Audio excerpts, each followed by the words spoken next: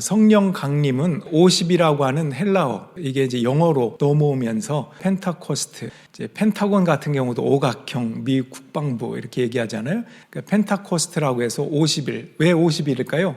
예수님이 십자가에 못 박히시고 부활하신 후 50일째 성령이 임했기 때문에. 그렇지 않아도 예수님께서는 부활 후에 40일 동안 제자들에게 여러 차례 나타나면서 하나님 나라에 대해서 가르쳐 주셨어요. 아마 생전에 가르쳤던 것 백업하신 것 같아요. 많이 가르쳐 주시고 그 40일 이후에 10일 더 지나서 50일째 성령이 임합니다. 그도 그럴 것이 제자들은 예수님이 그렇게 승천하신 후에 한데 모여서 한 마음으로 기도했어요. 성령이 오시기를. 그분이 말씀하셨으니까 120명 정도가 마가의 다락방에 모여서 그렇게 기도할 때 성령이 임하셨습니다. 사도행전의 기록을 보면 이제 11사도거든요. 원래 12인데 왜 11사도죠? 가룟 유다가 예수님을 팔고 목매어서 자살을 했거든요. 그러니까 11명이 된 거예요. 그래서 베드로를 중심으로 해서 우리 12를 채워서 부활의 증인으로서 12명이 딱 앞서서 부활의 주님을 증거하는 체제로 가자. 베드로가 제안을 합니다. 퀴즈. 그 채워진 제자 이름이 누굴까요? 힌트를 드릴까요? 가룟 유다 대신 누구를 뽑아야 맞디야? 누구죠? 마띠아.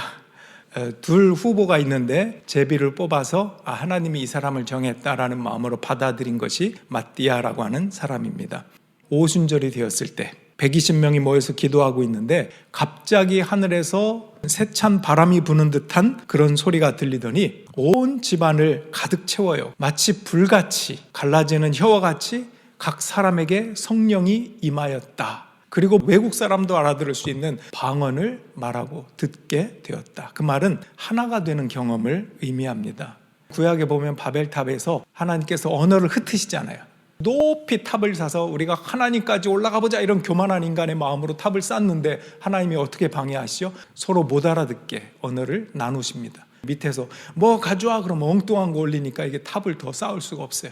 그런 일이 있었는데 신약시대에 이제는 갈라졌던 인간이 한 성령 안에서 하나가 된다. 그리스도 안에서 하나가 된다. 그런 의미로 이 방언은 서로 알아듣는 방언, 하나가 되게 만드는 방언이었던 것입니다. 베드로가 그리고 나서 모인 사람들 앞에서 설교를 합니다. 막 그렇게 성령이 임하니까 지나가던 사람도 이게 무슨 난리냐 하고 모여들기 시작했거든요. 성령 충만한 베드로가 이렇게 설교를 합니다. 그 중에 하나가 사도행전 2장 38절. 오늘은요, 제가 설교 형식을 많이 하지 않고 말씀을 좀 따라가려고 그래요. 저는 여러분들이 이 성경 말씀을 여러분들이 딱 보면서 성령은 저런 역할을 하시고 내 안에도 성령이 계시고 참 좋으신 분이구나, 이런 것들을 느끼셨으면 좋겠습니다. 사도행전 2장 38절 제가 읽겠습니다. 베드로가 대답하였다. 회개하십시오. 그리고 여러분 각 사람은 예수 그리스도의 이름으로 세례를 받고 죄 용서를 받으십시오. 그리하면 성령을 선물로 받을 것입니다. 뭘 선물로 받는다고요? 성령. 세례를 받고 죄 용서를 받으라고. 그러면 성령을 선물로 받을 것이다. 이렇게 베드로가 설교했어요. 그 다음 구절은 누가복음인데 너희가 악할지라도 너희 자녀에게 좋은 것들을 줄 줄 알거든 하물며 하늘에 계신 아버지께서야 구하는 사람에게 무엇을 주시지 않겠느냐? 성령을 주시지 않겠느냐. 이 말씀은 그렇게 시작합니다. 구하라, 찾으라, 두드리라. 다 받게 될 것이다 하면서 예를 드는 거예요. 누가 자식이 뭘 달라고 하면 엉뚱한 걸 주겠느냐. 아무리 악한 자라도 자식에게는 좋은 걸 줄 줄 알거든 하물며 하늘에 계신 아버지께서, 우리의 진짜 아버지, 그분께서 너희가 뭔가를 구하면 선물을, 가장 좋은 것을, 성령을 주시지 않겠느냐. 그러면 우리 믿는 사람은 가장 좋은 선물은 뭐라고 해답을 가져야 될까요? 성령이구나. 여러분 기도할 때 성령을 저에게 주십시오. 또는 성령으로 충만하게 해주십시오. 이런 기도의 제목을 계속 붙잡고 기도하시는 분 계십니까? 이게 크리스찬이에요. 돈 많이 벌게 해주세요. 좋은 대학 보내게 해주세요. 좋은 직장 얻게 해주세요. 이민권 이거 다 되게 해주세요. 길 가다가 보호해주세요. 이런 기도를 많이 하는데 진짜 크리스찬은 아울러 더 중요한 성령으로 충만케 하옵소서. 내 안에 성령께서 역사하여 주옵소서.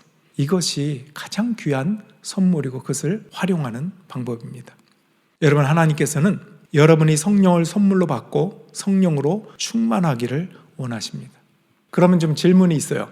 성령은 성령 강림 주일, 오순절에 그때만 임한 건가? 구약 성경에도 보면 삼손도 그렇고 사사들도 그렇고 성령이, 영이, 하나님의 영이 임해서 큰 능력으로 사사 역할도 하고 왕도 되고 제사장도 되고 선지자도 되고 큰 일을 했었거든요.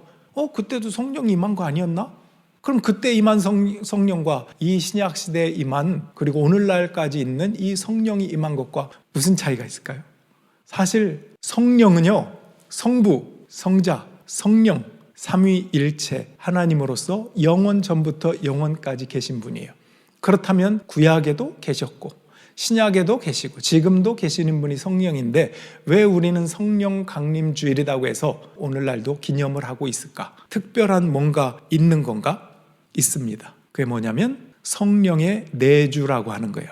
구약 시대에는 잠시 임했다가 그 영을 거둬 가셔요. 임해서 어떤 사역을 해요. 그리고 끝나면 걷어가세요. 근데 신약시대의 성령 강림주일은 우리 안에 임하셔서 내주하셔요. 언제까지? 영원히. 그러니까 좋은 선물이라고, 그리고 예수님도 생전에 이 성령을 구하라고, 기다리라고 말씀하신 거예요. 따라합시다. 성령의 내주. 내 안에 거하신다, 그런 뜻이에요. 성령의 내주라고 하는 것입니다. 우리 요한복음 7장 39절을 보여드릴게요. 예수께서 아직 영광을 받지 않으셨으므로 성령이 아직 사람들에게 오시지 않았다. 이거는 아직 내주하지 않았다는 거예요. 사람에게 끝까지 영원히 임하는 그 성령이 아직은 오지 않았다. 예수님이 왜 이런 말씀을 하셨다고요? 십자가를 지기 전, 십자가와 부활 그 영광의 사건이 있기 전이기 때문에 제자들에게 저렇게 가르친 것입니다. 그러나 예수님이 십자가를 지신 후에는 다르죠. 부활하신 후에는 이미 영광을 받으셨기 때문에 그때는 성령이 너희 안에 내주한다. 오늘날까지 우리는 그렇게 인정하는 것입니다. 십자가 죄사함으로 우리의 죄가 사해져야, 그래야 성령이 내주하는 것입니다. 우리의 더러운 죄가 가득한 마음, 그게 아니라 예수님께서 법적으로 너는 죄인이 아니다, 의인이다, 예수를 믿음으로, 그러기 위해서는 근거가 있어야 되는데 그것이 십자가와 부활입니다. 우리의 죄를 사해 주셔야 성령께서 우리 안에 내주하실 수 있는 것이다 하는 것입니다. 요한복음 14장 16절 26절 오늘 말씀인데요. 다시 한번 제가 읽을 텐데 눈으로 따라오십시오. 내가 아버지께 구하겠다. 그리하면 아버지께서 다른 보혜사를 너희에게 보내셔서 영원히 너희와 함께 계시게 하실 것이다. 보혜사 곧 아버지께서 내 이름으로 보내실 성령께서 너희에게 모든 것을 가르쳐 주실 것이며 또 내가 너희에게 말한 모든 것을 생각나게 하실 것이다. 여기 보면 영어 표현에 The Counselor라고 그랬어요. 한국말로는 뭐라고 돼 있죠? 보혜사. 예전에 어떤 분이 교회에 나온 지 얼마 안 된 분이 그래요. 본인이 성경을 읽다가 참 어떻게 성경에는 절 이름이 나오냐고 보혜사가 어디 절인 줄 알았대요. 보혜사는 도대체 어디 있는 절인가 그랬다고 하는 에피소드가 있는데, 보혜사, 보호하고 은혜를 주신다. 그래서 보혜사. 영어로는 카운셀러, 상담자, 위로자, 격려자 이런 뜻이 있고요. 파레클로토스라고 히라보로 역시 격려자, 이런 의미가 강합니다. 오늘 말씀에 쭉 보면 너희라고 하는 복수의 개념이 많아요. 너희, 여러분, 각 사람, 이렇게 우리. 왜냐하면 성령께서는 공동체 안에 임하셨고, 그래서 교회가 탄생했고, 교회의 생일이 성령 강림주일이거든요. 모든 교회의 생일은요 성령 강림주일이에요. 오늘은 우리 교회뿐 아니라 이 세계 모든 교회의 생일입니다. 그로부터 교회가 시작되었기 때문입니다.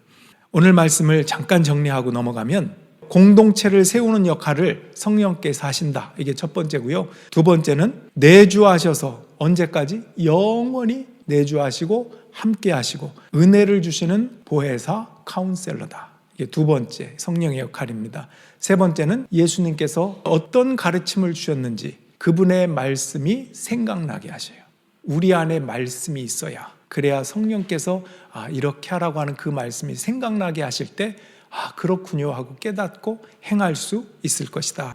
누구한테 찾아가서 어떻게 할까요? 이렇게 할까요? 저렇게 할까요? 이게 아니고 내 안에 영원히 살아계시고 나를 도우시는 그분 안에서 그분께 묻고 기도할 수 있다면, 그리고 말씀이 떠올라서 그 말씀을 묵상하고 그분 뜻대로 행할 수 있다면 이거보다 더 귀하고 좋은 선물이 어디 있겠습니까? 네 번째는 지금 볼 말씀인데 죄와 의와 심판에 대해서 깨닫게 하시는 분이 성령입니다. 요한복음 16장 8절 성령이 와서 죄에 대하여 의에 대하여 심판에 대하여 세상을 책망하시리라. 뭐가 죄인지, 뭐가 의인지, 뭐가 심판인지 이거를 깨달을 수 있으려면 성령이 임해야 깨달을 수 있어요. 성령이 임하지 않으면 그냥 단순히 자기의 인간적인 선입견을 가지고 모든 걸 판단합니다. 사람도 그렇게 판단하고 성경도 그렇게 판단하고 하나님도 그렇게 판단하고 내가 살아가는 내 삶도 그냥 내가 그렇게 판단하는 거예요. 그러나 성령이 임하시면 그보다 더 깊게 하나님이 판단하는 그 판단을 알 수 있게 그렇게 우리가 감동 감화된다라고 하는 것입니다. 성령이 역사하지 않으면 깨달음이 있을 수 없다. 다섯 번째는 이것도 중요해요. 우리를 두려워하지 않게 만드셔요. 왜? 너는 더 이상 율법의 어떤 사단의 자녀가 아니라 아바 아버지라 부를 수 있는 하나님의 자녀다라고 성령께서 그걸 가르쳐 주시기 때문이에요. 로마서 8장 15절 16절 여러분은 또다시 두려움에 빠뜨리는 종살이의 영을 받은 것이 아니라 자녀로 삼으시는 영을 받았습니다. 그래서 우리는 그 영으로 하나님을 아빠 아버지라고 부릅니다. 바로 그때에 그 성령이 우리의 영과 함께 우리가 하나님의 자녀임을 증언하십니다. 아멘. 아버지, 주님, 예수님 이렇게 부를 수 있는 것이 성령이 우리 안에 계시기 때문에 그렇게 부를 수 있게 한다는 것입니다. 성령께서 그분을 주님으로 인정하게 하고 나의 주인으로 인정하게 하셔요. 나의 아버지, 우리의 진짜 아버지 주님.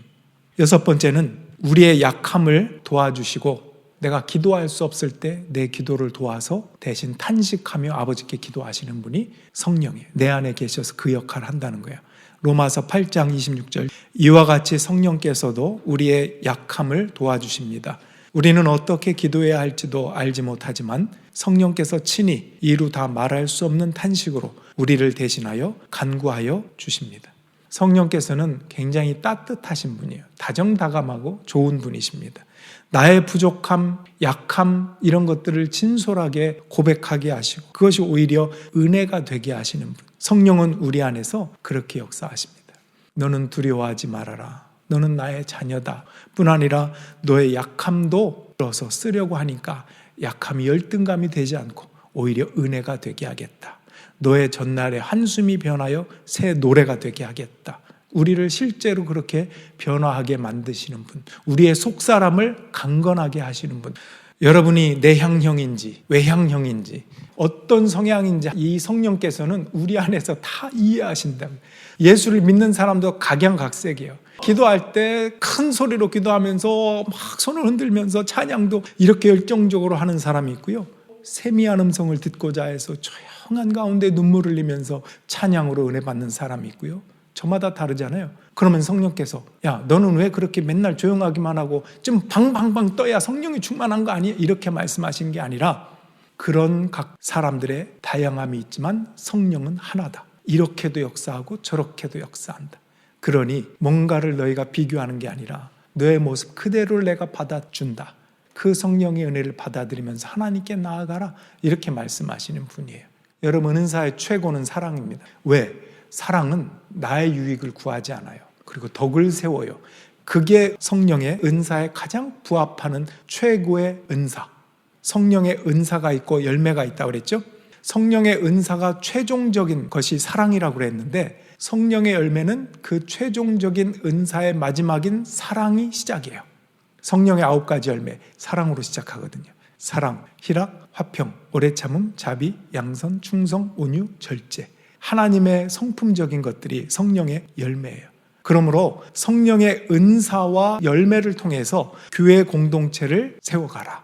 그리고 예수님을 고백하게 함으로 교회의 은혜가 충만하게 하는 것, 이것이 다 성령의 역사입니다. 성령은 몸된 교회를 세워간다. 그리고 사명을 주신다. 이 부분을 마지막으로 읽겠습니다. 사도행전 1장 8절 성령이 너희에게 내리시면 너희는 능력을 받고 예루살렘과 온 유대와 사마리아에서 그리고 마침내 땅끝에까지 이르러 내 증인이 될 것이다. 예수를 믿는 자에게 성령이 임합니다. 성령을 선물로 받으십시오. 그리고 이미 예수를 믿고 성령을 받아 내주하신 분들은 어떻게 기도해야 되는가? 이 성령이 충만하기를 기도하는 거예요. 사도 바울은 너희가 성령이 거하시는 성전인 줄 알지 못하느냐 이렇게 말씀하셨어요. 그러니까 여러분은 자부심을 가지세요. 나는 하나님의 자녀다. 나는 성전이다. 내 안에 성령이 거하시니까. 이 성령을 자꾸 잃어버릴 때가 있어요. 성도라도. 그러니까 우리는 늘 성령으로 충만하기를 그렇게 기도하는 것입니다. 여러분, 말씀을 정리하자면 성령께서는 우리 안에 계셔서 죄를 깨닫게 하시고요, 우리를 보호하시고 영원히 함께 하시고 내 기도가 막힐 때에도 대신 탄식하시며 기도하시고 특별히 예수님의 말씀들, 그 말씀들이 생각나게 하시고 따뜻하게 우리의 약함도 이해하시고 하나님의 자녀라고 하는 것을 확신하게 하시고 세상의 것에 흔들리지 않게 하시고 우리의 공동체가 서로의 유익과 질서와 덕을 세우고 하나님의 온전한 증인이 되는 공동체로 세울 수 있도록 도와주시는 역할, 그 일도 위해서 서로 사랑하면서 기도하면서 성장해 나가는 것, 이것이 성령의 도우심입니다. 예수님은 말씀이 육신이 되어서 이 땅에 오셔서 십자가의 사역을 이루셨습니다. 그랬기 때문에 그 후에 성령이 비로소 임할 수 있었습니다. 예수님이 예고하셨고 실제로 임한 그 성령을 오늘날 우리도 받았고 이제는 그 성령이 우리 안에서 충만하도록 늘 기도하는 이 기도의 제목을 갖는 것. 영이 임해야 내가 죄인인 것도 깨달을 수 있고 말씀도 깨달을 수 있고 사랑이 어떤 것이 진짜 사랑인지도 알 수 있고 은혜를 깨달을 수 있습니다. 여러분, 아무쪼록 가장 좋은 선물, 이 성령을 여러분 계속 구하십시오. 내 안에 성령으로 충만케 하옵소서. 이것이 기도의 제목이 되도록 하십시오. 주님, 이 가장 좋은 선물 성령을 나에게 주셨으니 감사합니다. 내 안에 성령으로 더욱 충만하게 하여 주시옵소서. 주님이 피로 사신 교회를 이루어갈 수 있도록 도와주시옵소서. 이 시간에 잠깐 기도하겠습니다.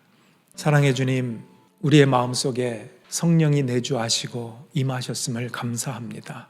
참 좋으신 선물을 나에게 주셨습니다. 내 안에 계신 성령께서 예수님의 말씀들 깨닫게 하시고 내 연약함을 이해하시고 내 탄식과 눈물을 아시고 길을 내어주시고 주님께 향할 수 있도록 모든 것을 합력하여 선을 이루시는 성령님, 내가 하나님의 자녀라고 하는 것을 잊어버리고 살 때마다 눈물 가운데 대신 기도하시는 좋으신 성령님, 이 선물을 외면하지 않고 성령으로 충만케 없어서 우리 기도하며 나가겠습니다.